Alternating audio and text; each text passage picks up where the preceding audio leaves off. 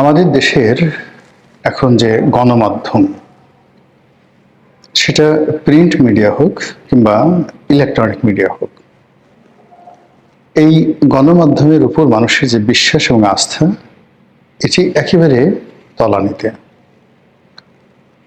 এখানে সত্য ছাপা হোক, মিথ্যা ছাপা হোক, এটা আসলে কোনো মিন করে না। ফেসবুকে কি বলা হলো, ইউটিউবে কে কোন কন্টেন্ট তৈরি করলো, লিঙ্কডইনে কে কি ধরনের কথাবার্তা বললেন, কিংবা এক্স হ্যান্ডেলে কোন তথ্য আসলো, মানুষ উন্মুখ হয়ে থাকে এ সকল কথাবার্তা শোনার জন্য। দ্বিতীয় যে বিষয়টি, সেটি হলো যে আমাদের এই সময়টিতে বেশিরভাগ মানুষ সত্য শোনার চাইতে তারা গুজব শুনতে পছন্দ করে। আপনি খুব সত্য কথা বললেন, কোরআন হাদিসের কথা বললেন, কিংবা খুব শান্তি, ওম শান্তি ওম শান্তি ধরনের কথাবার্তা বললেন, এগুলো মানুষ শুনবে না। আপনি কারোর সঙ্গে কারো দ্বন্দ্ব, সংঘাত, বিবাদ, মারামারি, খুনোখুনি, কাটাকাটি, এই সর্বনাশ হয়ে গেল, আজ এটা খারাপ, ওটা খারাপ ইত্যাদি যে সকল নেতিবাচক খবর রয়েছে, এগুলোর প্রতি বেশিরভাগ মানুষের এখন প্রবল আগ্রহ। আর দুরন্ত বেগে মানুষ মিথ্যার পেছনে ছুটে। এই যে একটা অচল অবস্থা মানুষের মন এবং মননে, এরকম একটা পরিবেশ এবং পরিস্থিতি যখন তৈরি হয়, তখন একটি দেশ জাতি তার যে নির্ধারিত গন্তব্য, সেটা কতটা ধ্বংসাত্মক হয় এটি ভিন্ন প্রসঙ্গ। আজকের যে শিরোনাম, সেই শিরোনাম নিয়ে আলোচনা করব এই কারণে যে বাংলাদেশে আওয়ামী লীগ 35% লোক আওয়ামী লীগ করতো যখন তারা ক্ষমতায় ছিল। এই গত 17-18 মাসে অনেকে হয়তো ভয়ে চুপ হয়ে গেছেন, অনেকে মনের মধ্যে শরিয়াতে আওয়ামী লীগ, নতে নৌকা, তালিব্যস্বতে শেখ হাসিনা, বতে বঙ্গবন্ধু, এই জিনিসগুলো পোলাপানের মতো সারাক্ষণ জিকিরাজকার করে। আর আওয়ামী লীগ জামানাতে যারা সুবিধাভোগী ছিল, তাদের একটা বিরাট অংশ সুর পাল্টে ফেলেছেন, ভোল পাল্টে ফেলেছেন। অনেকে ডক্টর মোহাম্মদ ইউনূসের যারা তাবেদার ছিলেন, তাদের সঙ্গে মিলেমিশে গিয়েছিলেন।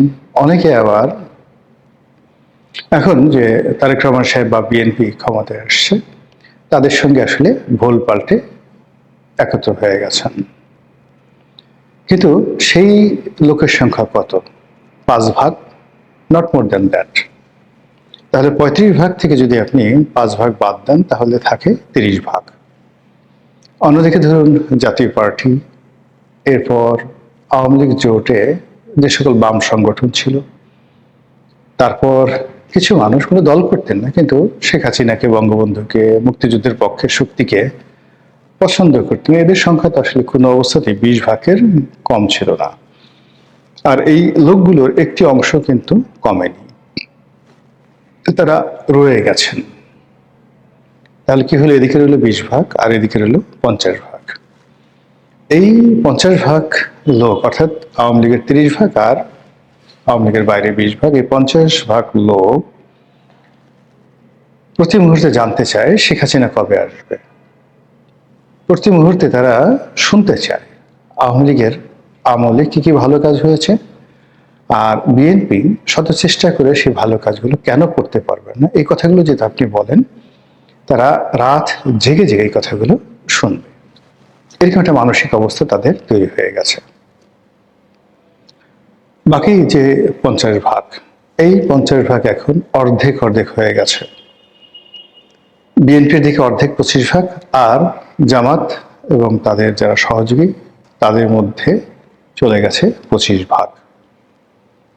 আবার বিএনপির পক্ষে যে 25 ভাগ আছে, এটাও যদি আপনি ভাগ করেন, তাহলে আপনি দেখতে পাবেন যে যারা ক্ষমতা পেলেন, সুযোগ সুবিধা পেলেন, পদ পদবি পেলেন, তাদের একটা অংশ, আর আরেকটি অংশ রয়েছে আফসোস লীগ, যারা পাননি। তো তারা বিভিন্ন নেতিবাচক কথা বলছে, দীর্ঘশ্বাস ফেলছে, সরকারের পদে পদে ভুল ধরার চেষ্টা করছে, এবং ঘরের মধ্যে থেকে তারা পরের কথা বলে যাচ্ছেন। ফলে বোঝার চেষ্টা করেন যে আমাদের যে রাজনৈতিক অঙ্গন, সেই রাজনৈতিক অঙ্গনে কি ধরনের একটা বিরূপ পরিবেশ এবং পরিস্থিতি বিরাজ করছে। এর ফলে কি হলো, সত্যর দিকে কেউ ধাবিত হচ্ছে না, বাস্তবতার দিকে কারো কোনো নজর নেই।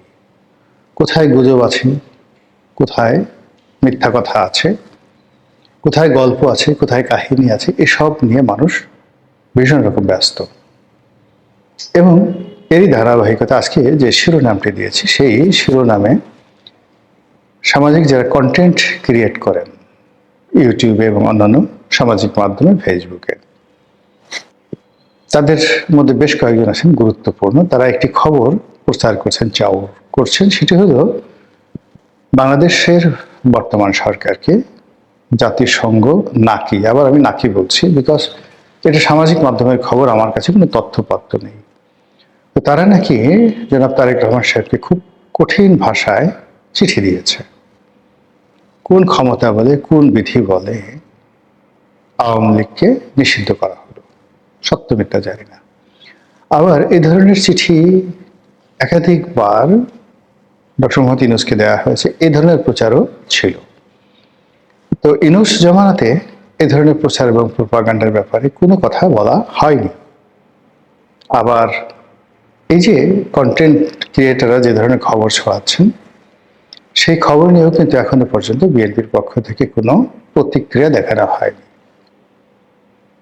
ক্ষমতা কেন্দ্রিক যে প্রেস এবং মিডিয়া রয়েছে এবং ক্ষমতাকে তদবির করা যে সাংবাদিকরা রয়েছে, তারা খুব সুকৌশলে এই বিষয়গুলো এড়িয়ে যাচ্ছেন। আর এগুলো যত বেশি এড়িয়ে যাচ্ছেন, তত বেশি সামাজিক যারা কন্টেন্ট ক্রিয়েট করেন বা ইউটিউব বা অন্যান্য যে গণমাধ্যম নয়, সামাজিক মাধ্যম যারা প্রভাবশালী, তারা এই বিষয়গুলোকে আবার সামনে টেনে নিয়ে আসছেন। ফলে প্রতিদিন, প্রতি মুহূর্তে, প্রতি ক্ষণে আওয়ামী লীগের যে অপরিহার্যতা, প্রয়োজনীয়তা, এটি মানুষের মন এবং মস্তিষ্কে ছড়িয়ে যাচ্ছে।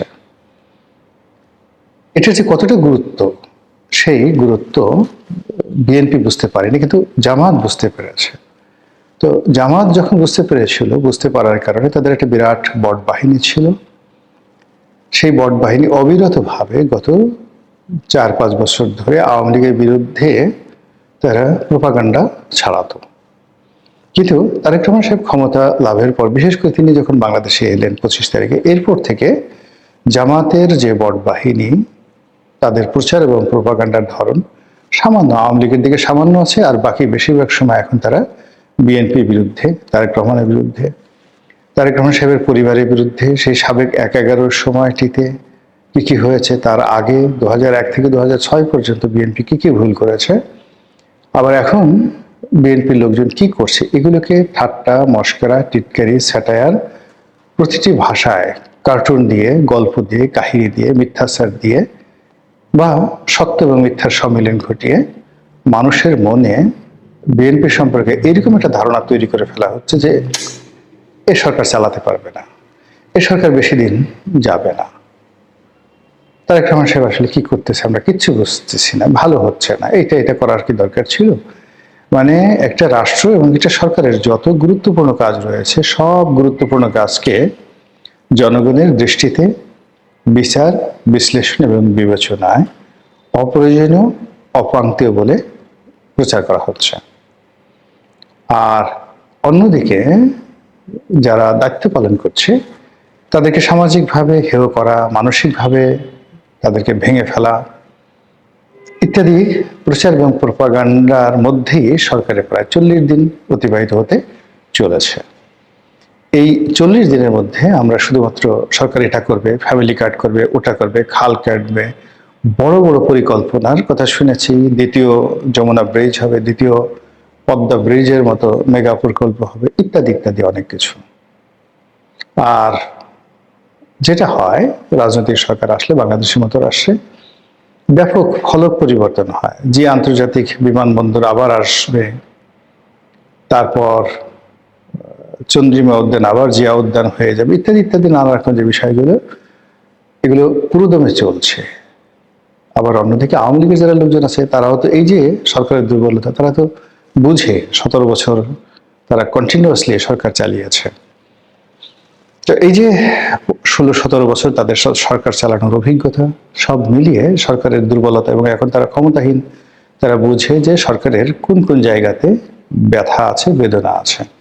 তারা এই রাষ্ট্রটি রেখে গেছে, কোন কোন জায়গাতে কোন অবস্থায় রেখে গেছে, এটা তাদের মুখস্থ। এই জায়গাতে শক্তি আছে, এই জায়গাতে ঘা আছে, অভিঘাত আছে। এই বিষয়গুলো জেনে তারা তো নাকে তেল দিয়ে ঘুমাবে না। তারা এই জায়গাগুলোতে আঘাত হানবে, এমনভাবে আঘাত হানবে যেন সরকার পর্যদস্ত হয়, বিপর্যস্ত হয়। এবং সেই কাজটি হয়তো তারা শুরু করে দিয়েছে।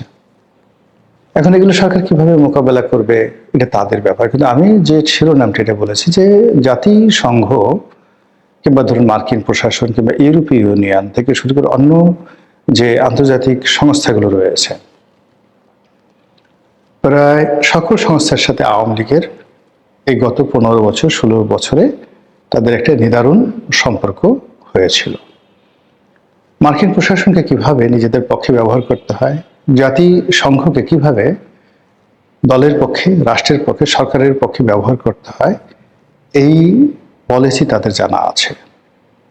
এই কাজ করার জন্য যে টাকা দরকার সেটা তাদের আছে। এই কাজ করার জন্য দেশে ও দেশের বাইরে যে লোকবল দরকার সেটা আছে। কাজে তারা এরকম কাজ করবে, এটাই স্বাভাবিক। এবং আপনারা ইতিপূর্বে জানেন যে যখন 2001 থেকে 2006 পর্যন্ত বিএনপি ক্ষমতায় ছিল, তখন তো জনাব সজীব ওয়াজেদ জয়, তিনি বয়সে অনেক নবীন ছিলেন, অভিজ্ঞতা ছিল একেবারে কম। কিন্তু তারপরে ওই সময়টাতে মার্কিন লবিস্ট গ্রুপগুলোর সাথে এবং বিভিন্ন লবিস্ট ফার্মের সাথে সজীব ওয়াজেদ জয় যে গুরুত্বপূর্ণ সম্পর্ক গড়ে তুলেছিলেন, এবং সেই সম্পর্ককে কাজে লাগিয়ে মার্কিন ট্রেজারি ডিপার্টমেন্ট, মার্কিন যেটাকে বলা হয় হোমল্যান্ড সিকিউরিটি ডিপার্টমেন্ট, তারপর মার্কিন যে department of justice, Pentagon, white house, বিভিন্ন গভর্নর অফিস, বিভিন্ন কংগ্রেসম্যানের অফিস, এইগুলোতে সরকার বিরোধী অর্থাৎ তৎকালীন জামাত এবং জোট সরকার বিরোধী একটা, যাকে বলা হয় প্রোপাগান্ডা, তারা এস্টাবলিশ করতে পেরেছিল। ফলে কি হলো, বাংলাদেশ জঙ্গিতে ভরে গেছে। এখানে আল কায়দা কিংবা তালিবানদের চাইতেও বৃহত্তর শক্তিশালী একটি পক্ষ, যা কিনা আমেরিকার জন্য মানে মারাত্মক সমস্যার সৃষ্টি করবে, এরকম একটা ন্যারেটিভ কিন্তু তখন ওই মার্কিন লবিস্ট গ্রুপরা সজীব ওয়াজেদ জয় এবং আওয়ামী লীগের পক্ষে কাজ করে পুরো মার্কিন প্রশাসনে সেটা তৈরি করে ফেলেছিলাম। ফলে জামাত, বিএনপির বেশ কয়েকজন শীর্ষ নেতা ইনক্লুডিং তারেক রহমান সাহেব সম্পর্কে মার্কিন পররাষ্ট্র দপ্তর, মার্কিন ডিপার্টমেন্ট অফ জাস্টিস এবং তাদের যে সামরিক বাহিনী এবং তাদের যে সকল গোয়েন্দা সংস্থা রয়েছে ইনক্লুডিং FBI, এ সকল প্রতিষ্ঠানে বিএনপি, জামাত এবং তারেক রহমান সাহেবের যে ভাবমূর্তি, এটা আওয়ামী লীগ সে আজ থেকে প্রায় 20 বছর আগে কতটা ক্ষতি করতে পেরেছিল, সেই ক্ষতির রেশ এখনো কিন্তু বিএনপি কাটিয়ে উঠতে পারেনি। তো কাজেই সেই বিএনপি ক্ষমতায় এসছে, আর আওয়ামী লীগ গত 20 বছরের অভিজ্ঞতা, মানে সেই যে সময়টাতে তারা বিএনপির বিরুদ্ধে লবিস্ট নিয়োগ করেছিল, সেই অভিজ্ঞতা থেকে আজ পর্যন্ত যদি আপনি ধরেন 20 বছর কম করলে, এর মধ্যে 17 বছর বা 16 বছর তাদের ক্ষমতাকালীন সময়, আর বাকি 4 বছর হলো বিএনপি জামাত জোটের ক্ষমতাকালীন সময় এবং 111-এর সময়। তো এই সময়টিতে তারা যে কাজ করেছে সজীব ওয়াজেদ জয়ের নেতৃত্বে, সেই কাজ কি এখন বন্ধ আছে? আমার তো মনে হচ্ছে না। সেই কাজগুলো তারা বরং আগের চেয়ে আরো বেশি করবে। আর এই কথাগুলো আমি বলছি কারণে যেন সরকার সতর্ক হতে পারে, সরকারের লবিস্ট নিয়োগ করতে পারে। এবং আমেরিকাতে যে সমস্ত লোকজন গত 16-17 বছর ধরে বিএনপির পক্ষে কাজ করেছে, বিএনপির লোকজন যদি তাদেরকে ভুলে যায়, তুচ্ছ এবং তাচ্ছিল্য করে, তাহলে এই লোকগুলো কি আওয়ামী লীগ কিনে নেবে? আমেরিকাতে যারা বিএনপি লবিস্ট গ্রুপ ছিল তাদেরকে আওয়ামী লীগ কিনে নেবে, মানে বাংলাদেশে আওয়ামী লীগ, বাংলাদেশি আমেরিকান, এরা বিএনপি সাপোর্টার। এবং তখন পুরো পরিস্থিতি কিভাবে বুমেরাং হবে, আশা করি বিএনপি যারা কর্তা ব্যক্তি তারা অনুধাবন করার চেষ্টা করবেন। বছরখানেক আগে বাংলাদেশ জাতীয়তাবাদী দল বিএনপি বলেছিল কোন রাজনৈতিক দল নিষিদ্ধ করা তারা সমর্থন করে না, কিন্তু কয়দিন আগে তারা ক্ষমতায় এলো, সেই ক্ষমতায় এসেই এখন ঠিক উল্টো পথে হাঁটছে তারেক রহমানের সরকার। আওয়ামী লীগের উপর অন্তর্বর্তী সরকারের দেওয়া নিষেধাজ্ঞা শুধু এখন তারা বহালই রাখছে না বা বহালই থাকছে না, এবার সেটাকে আইনে পরিণত করে শাস্তির ফাঁদও বসাচ্ছে বিএনপি। তাই সবার মনেই প্রশ্ন এখন, তাহলে কি বদলে গেছে খেলা, কিংবা ভেঙে গেছে কোনো গোপন ডিল? আসসালামু আলাইকুম, স্বাগত লিস্ট নিউজে। সম্মানিত দর্শক, ঘটনাটা আসলে গুরুত্বপূর্ণ। অন্তর্বর্তী সরকারের সময় সন্ত্রাস বিরোধী অধ্যাদেশ ব্যবহার করে আওয়ামী লীগের সব ধরনের কার্যক্রম নিষিদ্ধ করে দেওয়া হয়েছিল। মিছিল, সভা সমাবেশ, এমনকি দলীয় কার্যালয় খোলা, সবকিছু নিষিদ্ধ করা হয়েছিল। কিন্তু তখন একটা বড় প্রশ্ন ছিল, নিষেধাজ্ঞা মানা না হলে মানে যথাযথভাবে শাস্তিটা কি হবে? কারণ অধ্যাদেশের শাস্তির বিষয়টি পরিষ্কারভাবে উল্লেখ ছিল না। এখন আসল টার্নটা এখানেই। তারেক রহমানের নেতৃত্বে বিএনপি সরকার সেই অধ্যাদেশকে, মানে ইউনূস সরকারের করা অধ্যাদেশকে আইনে পরিণত করতে যাচ্ছে। শুধু আইনে পরিণত করছে বিষয়টি এমন নয়, এতে শাস্তির বিধানও যুক্ত করার পরিকল্পনা চলছে, চিন্তা ভাবনা চলছে। অবশ্য কি ধরনের সাজার বিধান যুক্ত করা হবে এ বিষয়ে এখনো পর্যন্ত সুস্পষ্ট কিছু জানা যায়নি। তবে বিএনপির সঙ্গে সংশ্লিষ্ট একটি সূত্র জানিয়েছে, নিষিদ্ধ সংগঠনের জন্য আইনের 16 ধারায় যেসব সাজার বিধান রয়েছে সেগুলি প্রযোজ্য হবে কার্যক্রম নিষিদ্ধ সংগঠনের জন্য। তাহলে এর মানে কি দাঁড়াচ্ছে? এখন যদি আওয়ামী লীগ নিষেধাজ্ঞা অমান্য করে, তাহলে সরাসরি কারাদণ্ডের মুখে পড়তে পারেন এই দলের নেতাকর্মীরা, তাই তো? এখানেই সবচেয়ে বড় প্রশ্নটা উঠে আসছে। যেই বিএনপি আগে বলেছিল রাজনৈতিক দল নিষিদ্ধ করা উচিত নয়, জনগণই সিদ্ধান্ত নেবে, সেই বিএনপি এখন ক্ষমতায় এসে এবং যেই ক্ষমতায় আসার পেছনে কার্যক্রম নিষিদ্ধ আওয়ামী লীগের অনেক নীরব সমর্থন, অনেক গোপন ভোট অনেক কাজে লেগেছে, এটি বিএনপির অনেক নেতাও স্বীকার করেন। আওয়ামী লীগের তরফ থেকে তো এটি এখন প্রকাশ্যেই বলা হচ্ছে। তাহলে সেই বিএনপি ক্ষমতায় এসে এখন মানে তাদের কার্যক্রম নিষিদ্ধ করাকে কেন শক্তিশালী করছে, এটি একটি বড় প্রশ্ন। এটি কি আসলে শুধুই কৌশল, রাজনীতির কোনো কৌশল, নাকি বিএনপি সত্যি সত্যি উল্টে গেল বা বদলে গেল বা ইউটার্ন নিল? এই পুরো ঘটনাটি আরো ইন্টারেস্টিং হয়ে ওঠে যখন আমরা সাম্প্রতিক কিছু কূটনৈতিক প্রেক্ষাপট দেখি বা বিশ্লেষকরা এটি নিয়ে যখন কথা বলেন। কারণ এটি এমনি বিভিন্ন জায়গায় শোনা গেছে, আপনারাও শুনেছেন, যে ভারতের সঙ্গে একটি গোপন সমঝোতার ভিত্তিতে আওয়ামী লীগকে আবার রাজনীতিতে ফিরিয়ে আনার সুযোগ তৈরি হতে পারে, এরকম নানাবিধ সমীকরণের ভিত্তিতে তারেক রহমান ফিরতে পেরেছেন। কারণ 29 নভেম্বর 2025-এ তিনি সোশ্যাল মিডিয়া একটি পোস্ট দিয়ে বলেছিলেন যে তার দেশে ফেরার বিষয়টি তার একার উপরে নির্ভর করে না। সেই তিনি যখন 25 ডিসেম্বর দেশে ফিরলেন, অনেকের মনে এটি প্রশ্ন হিসেবে এসেছে এবং এক ধরনের মানে সমাধান এরকম হয়েছে যে নিশ্চয়ই ভারতের ইতিবাচক সিগন্যাল পেয়ে তারেক ফিরেছেন। কারণ বেগম খালেদা জিয়ার মৃত্যুর পর ভারত সরকারের তরফ থেকে যেই ধরনের কূটনীতিতে দুতিয়ালি করা হয়েছে, হাত বাড়িয়ে দেওয়া হয়েছে কূটনীতিতে, যেটা ইউনূস সরকারের সময় ছিল না, এসব কারণে এটা মনে হয়েছে। প্রধানমন্ত্রী নরেন্দ্র মোদী ভারতের, তিনি যেভাবে চিঠি লিখেছেন, তার প্রতিনিধি পাঠিয়েছেন, তারেক রহমানকে সপরিবারে দাওয়াত দিয়েছেন ভারত সফরের, সব মিলিয়ে মনে হতে পারে যে আসলেই ভারতের একটা সমঝোতা ছিল, ভারতের সঙ্গে একটা সিগন্যাল পেয়ে তিনি কিন্তু এসেছেন। তো সেরকম একটা প্রেক্ষাপটে তাহলে এই দিকে যাচ্ছে কেন, সেটি আমি আলোচনা করব। আসলে ওই সময়টা আমরা আরো দেখেছি যে নির্বাচনের পরপরই আমরা কি দেখেছি, বিভিন্ন জায়গায় আওয়ামী লীগের কয়েকটি অফিস কার্যালয় খুলেছে, আমরা দেখেছি। এখানে সেখানে দুইটা ছোট ছোট মিছিলও হয়েছে। এগুলো আসলে এক ধরনের ইঙ্গিত দিচ্ছিল। ঠিক এরকম একটি প্রেক্ষাপটে বিএনপি সরকার, তারেক রহমানের নেতৃত্বাধীন বিএনপি সরকার এমন একটি কঠোর সিদ্ধান্তের দিকে যাচ্ছে? কেন যাচ্ছে? এই কারণেই প্রশ্ন আসলে করছেন অনেকে, যে তাহলে কি সেই গোপন ডিল, গোপন মানে ওই যে অনেকেই আমরা মনে করেছি, কিন্তু এর তো কাগজে কলমে কোনো প্রমাণ নেই যে ভারতের সঙ্গে সমঝোতা হয়েছে না আমেরিকার সঙ্গে সমঝোতা হয়েছে।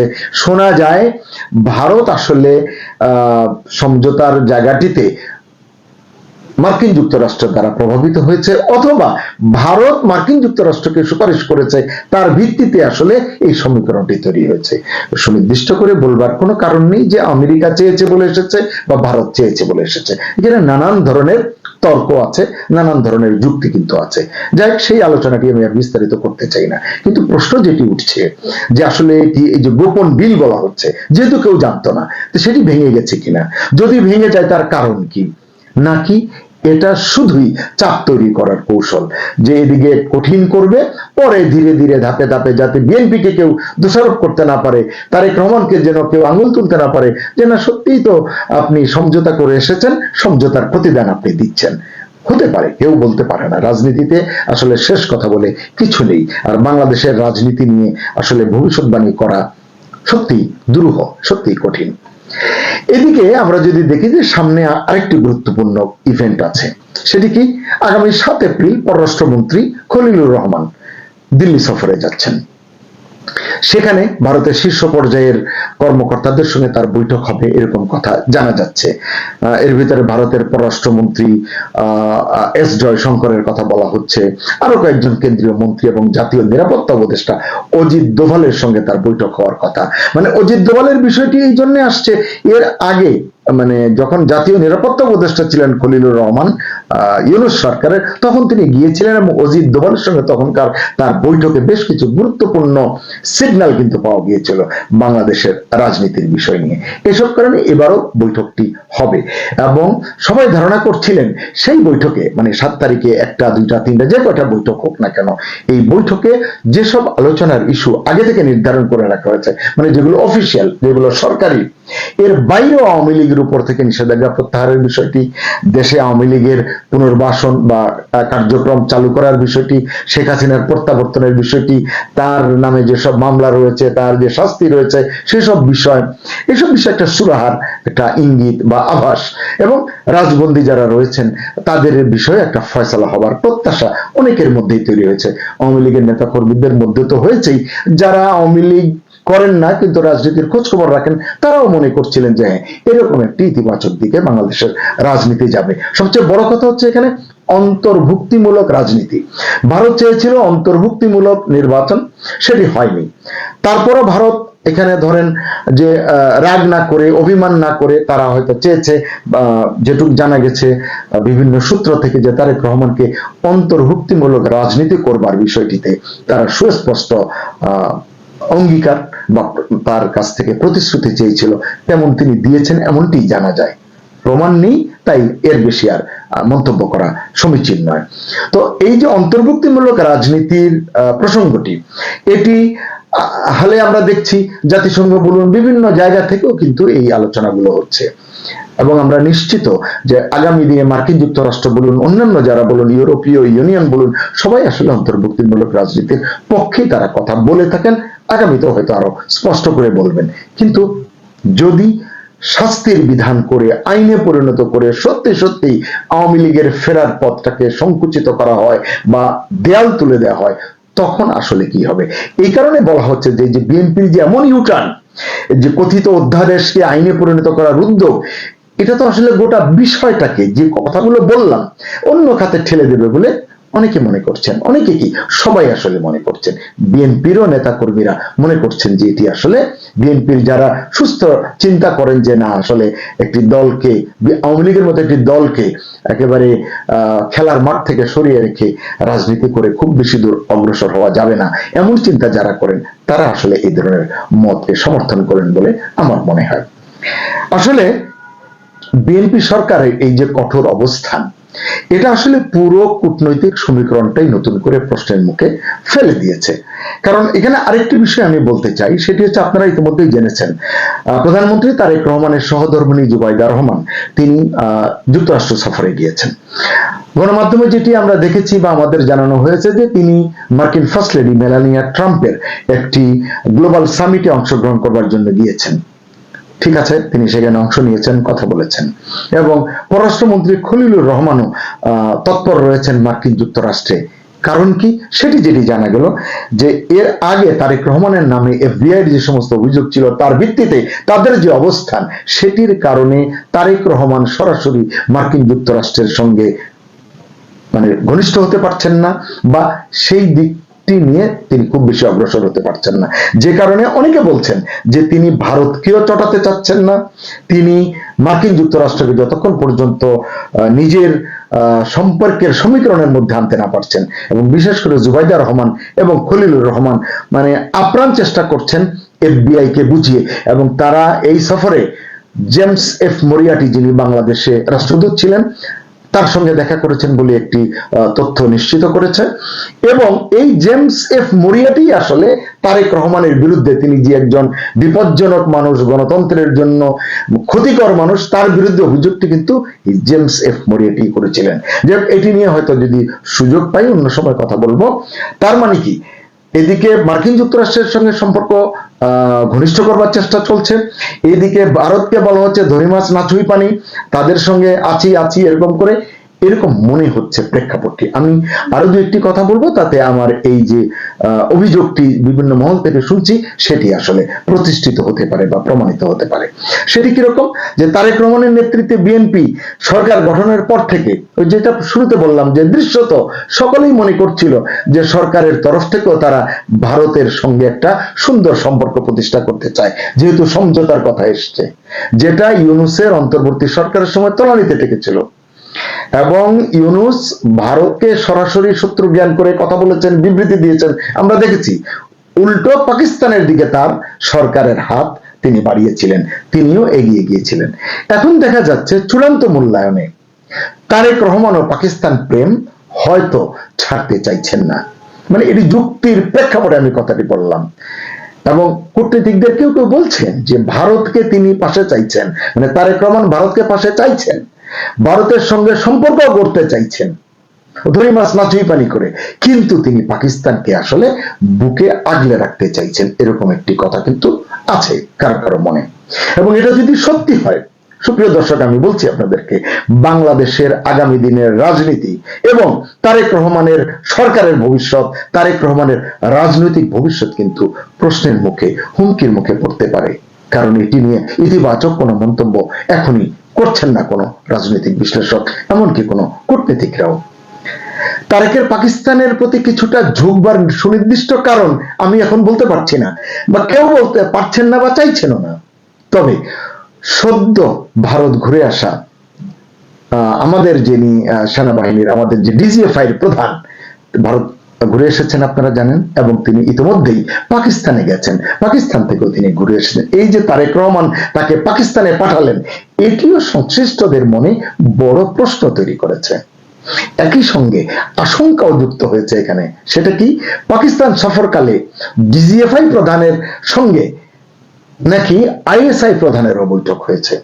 আমি এই বিষয়টির সত্যতা নিশ্চিত করতে পারছি না, কারণ এটি যথাযথভাবে যাচাই করা সম্ভব হয়নি, কিন্তু অভিযোগটি এমন উঠেছে। এমন প্রেক্ষাপটে আওয়ামী লীগের কার্যক্রম নিষিদ্ধের অধ্যাদেশ যদি আইনে পরিণত করার বিষয়টি মানে শেষ পর্যন্ত হয়, এটি কি ফলাফল নিয়ে আসবে তা দেখার জন্য হয়তো খুব বেশি দিন অপেক্ষা করতে হবে না। উদ্ভূত পরিস্থিতিতে সব মিলিয়ে একটাই প্রশ্ন, সরকার যা করতে যাচ্ছে, মানে বিএনপি সরকার, তারেক রহমানের সরকার যা করতে যাচ্ছে, করতে চলেছে, তা কি শুধু আইনগত প্রক্রিয়া, নাকি রাজনৈতিকভাবে আওয়ামী লীগকে চূড়ান্তভাবে কোণঠাসা করার কৌশল? এই সিদ্ধান্ত বাংলাদেশের রাজনীতিকে কোন দিকে নিয়ে যাবে? সুপ্রিয় দর্শক, আপনার কি মনে হয়? আপনি আপনার মতামত কমেন্ট বক্সে, কমেন্ট সেকশনে জানাতে পারেন।